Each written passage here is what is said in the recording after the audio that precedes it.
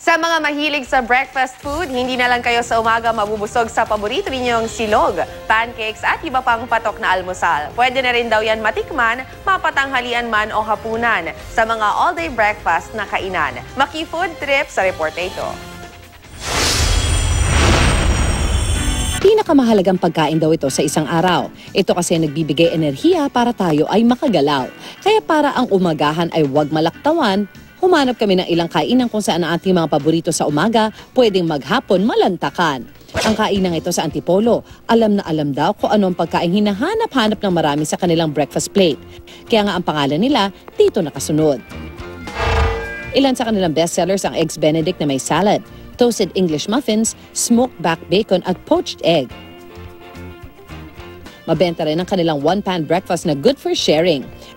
Meron itong 2 sausage, 2 honey-cured bacon, baked beans, tomato, roasted potatoes, shiitake mushrooms at syempre itlog. Para sa may hilig sa pancakes at waffles sa breakfast, maaari naman dayuhin ang kainang ito sa Fairview.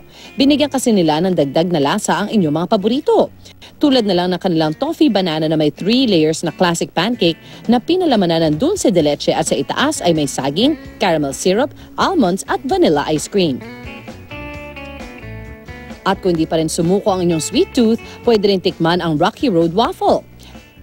Meron itong 2 layers ng waffle na pinalamanan ng chocolate spread.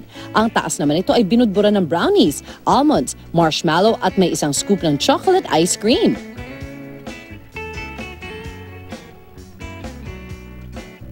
Sa ganda ng kanilang presentation, tsak mauunang mabusog ang inyong mga mata kaysa sa sikmura.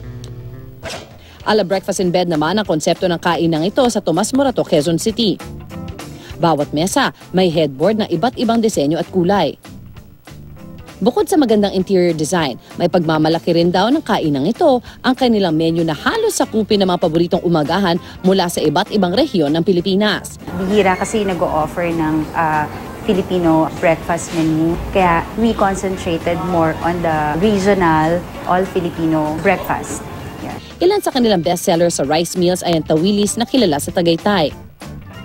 Meron din silang bagnet na popular naman sa Ilocos. At para naman sa may hilig sa longganisa, ngunit hindi makapili ng isa, meron silang longganisa platter, kung saan may 7 klase ng longganisa mula sa iba't ibang probinsya.